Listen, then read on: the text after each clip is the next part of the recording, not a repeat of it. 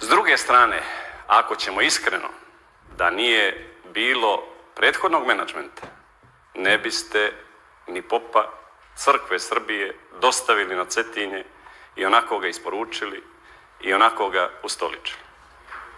Tako da i to me govori koliko je prethodni menadžment... Samo sekund, kolega Boškoviću. Ja mislim da na ovaj način ne možete da govorite o mitropolitu Srpske pravoslavne crkve, mitropolije Crnogorsko-Primorske, iz razloga što, makar poštujući vjernike, a najveći broj ljudi u Crnoj Gorici su vjernici te crkve, i molim vas da u buduće povedete računa, nema potrebe za takvim konstatacijama. Jesam li nešto netačno rekao? Jeste. Šta sam netačno rekao? Rekli ste Crkva Srbije i to nije tačno, ali ja neću da ulazim u raspravu sa vama, ali tražim da poštujete radi građana i vjernika mitropolita i funkciju koju ima u Crnoj Gori. Molim vas. Što je? Ljudina neka.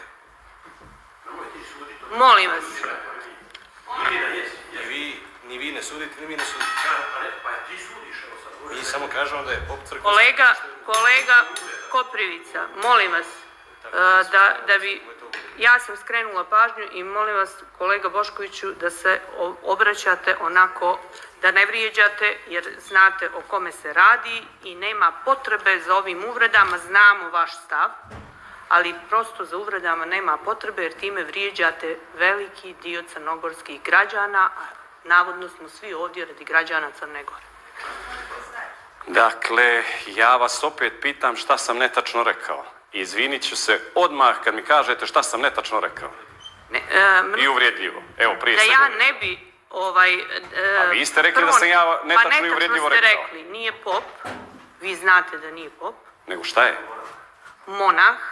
Ako niste, vidite da ne znate. I zbog tog, molim vas, obratite pažnju kako se ophodite. Dobro, evo izvinite. Ja nikada ne bi nikoga uvrijedila na taj način, a posebno nekoga iza koga stoji ovoliki broj građana Crne Gore. Morate s te strane da gledate i da poštujete. Ja poštujem vaš različit stav u odnosu na ovo, ali neću da dozvolim uvrede. Izvinjavam se što sam rekao pop.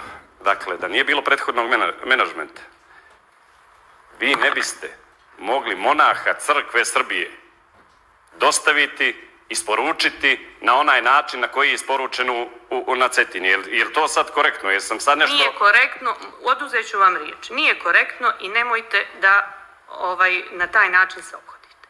Dostaviti, isporučiti, to su riječi koje ponižavaju. Molim vas. Dostaviti povedite računa, prvo hoću da kažem, prvo ste